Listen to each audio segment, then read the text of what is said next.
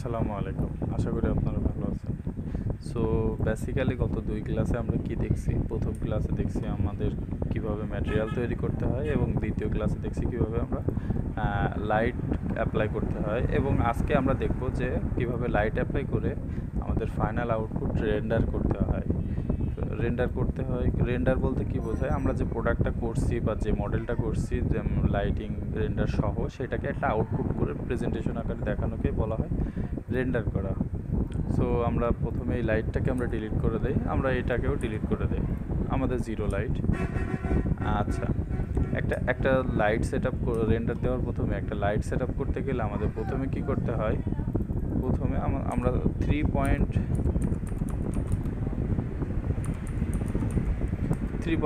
Product light set up করি আমরা, তাহলে আমাদের জন্য বেস্ট হবে। এটা হচ্ছে সবথেকে এক্সিস্টিং বা এটা হচ্ছে সবথেকে অ্যাকসেপ্টিং করা একটা প্রসেস বা লাইট সেট আপ।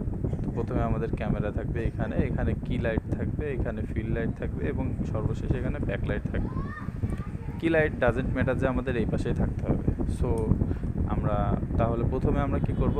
প্রথমে আমরা এখান থেকে টপ থেকে বা যে কোনো জায়গা থেকে আমরা এই স্ক্রিনটাকে স্প্লিট করে ডাবল করি, কিবোর্ডে টি প্রেস করলে এটা হাইড হয়ে যাবে, এটা আমাদের প্রয়োজন নাই।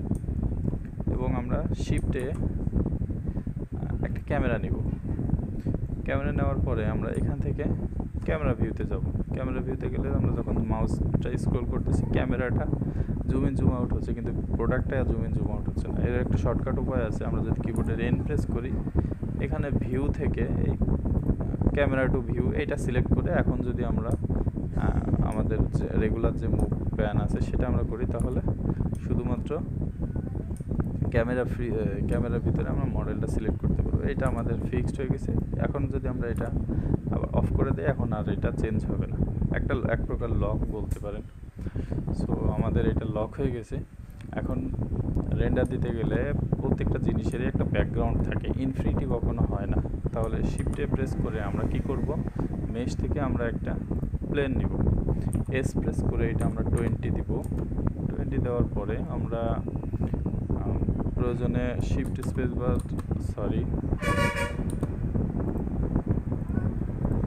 আমরা কিবোর্ডের টি প্রেস করলে এটা আসবে, আমরা এটা দিয়ে একটু নিচের দিকে দিব প্রয়োজনে। ফ্রন্ট ভিউতে আসব, ফ্রন্ট ভিউতে এসে আমরা একটু উপরের দিকে দিব এবং ট্যাব প্রেস করে আমরা এটা সিলেক্ট করে আমরা উপরের দিকেও একটা দিব ব্যাকগ্রাউন্ড হিসাবে, এটা আমাদের ব্যাকগ্রাউন্ড হিসেবে কাজ করবে। সেম এটাতে আমরা মডিফায়ার অ্যাপ্লাই করে দিব, ডিফর্ম সাবডিভিশন সারফেস। তাহলে আমাদের মডিফায়ার দিয়েছে, কিন্তু দেওয়ার পরে আমাদের এটা ধ্বংস হয়ে গেছে। তাহলে এখন আমাদের এডিট থেকে এটা হিট করলে আমরা এডিট মোডে আর এই সাবডিভিশনটা শো করবে না। আমরা এসটা সিলেক্ট করে কিবোর্ডের কন্ট্রোল বি ব্যাবেল করলে আমাদের এটা ব্যাবেল হবে। ব্যাবেল হলে এসটাকে স্প্লিট করে আমরা মাল্টিপল এজে কনভার্ট করে দেব, ট্যাব। আর আমাদের প্রথমে ডাজেন্ট ম্যাটার, আমাদের জাস্ট ক্যামেরাতে যেটা শো করছে সেটা হলেই হয়ে যাবে। সো আমাদের ম্যাটেরিয়াল, ব্যাকগ্রাউন্ডের একটা ম্যাটেরিয়াল লাগবে, শেড স্মুথ করে দিব। একটা ম্যাটেরিয়াল নিব, নিউ, নাম দিব হোয়াইট অথবা ব্যাকগ্রাউন্ড বিজি। ঠিক আছে, আমরা একটু মেটালিক বাড়াই দিব, একটু রাফনেস কমাই দিব। ঠিক আছে, এখন আমরা কি করব? আমরা শিফটে লাইটস, আমরা এরিয়া লাইট দিব। এরিয়া লাইট থেকে আমরা আমাদের পজিশন অনুযায়ী নিব। আর এখান থেকে আমরা জেড প্রেস করে আমরা রেন্ডার প্রিভিউতে গেছি। এখন আমরা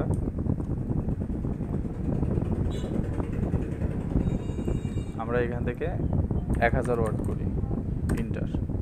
দেখেন আমাদের এটা লাইট সেটআপটা শো করতেছে। এখন আমরা আমাদের মতো কাস্টমাইজ করে লাইট আগে পিছে করে নিব, যেখানে প্রয়োজন আমরা ঠিক সেখানে করে নিব। এখনই যে আমরা প্রফেশনাল লাইটিং করব এটা না, আমরা জাস্ট আজকে শিখবো যে কীভাবে লাইটিংটা করতে হয়। এবং আমাদের যখন লাইভ প্রজেক্ট হবে, লাইভ প্রজেক্টে আমরা ফুললি ডিটেলসে দেখব যে কীভাবে ক্লায়েন্টের জন্য লাইট সেট আপ করবো, ক্লায়েন্টের ডেলিভারি দিব। আমরা এই পাশ থেকে একটা লাইট সেট আপ করি।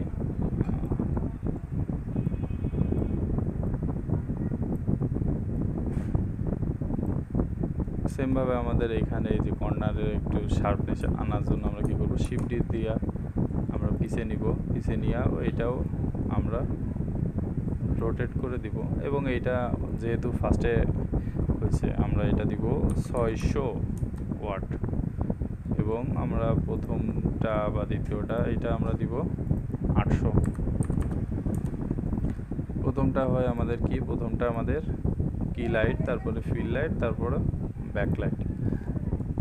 সব থেকে হাইয়েস্ট যেটা দিব সেটার নাম হবে কি লাইট, এবং সেকেন্ড যেটা থাকবে সেটা হবে আমাদের ফিল লাইট, ফিল লাইট, এবং লাস্ট যেটা হবে সেটা ব্যাক লাইট, ব্যাক লাইট। ঠিক আছে, সো আমাদের লাইট মোটামুটি করা শেষ। এখন আমরা চাচ্ছি কি, এখন আমরা চাচ্ছি এটা রেন্ডার করব বা আউটপুট সেভ করব জেপিজি অথবা পিএনজি। তার জন্য আমরা এখানে রেন্ডার একটা ক্যামেরা আইকন আছে, এইটাকে বলা হয় রেন্ডার, আর এইটাকে বলা হয় আউটপুট। আমরা এই দুইটাতে এখন কাজ করব। আমরা রেন্ডারে যাব, রেন্ডার ইঞ্জিন ইভি সিলেক্ট আছে, আমরা ইভি থেকে সাইকেলসে যাব। যাদের জিপিইউ নাই বা গ্রাফিক কার্ড নাই তারা ইভিতে করবে। আমার গ্রাফিক কার্ড আছে, এই জন্য আমি গ্রাফিক কার্ডটা সিলেক্ট করে দিচ্ছি। দেওয়ার পরে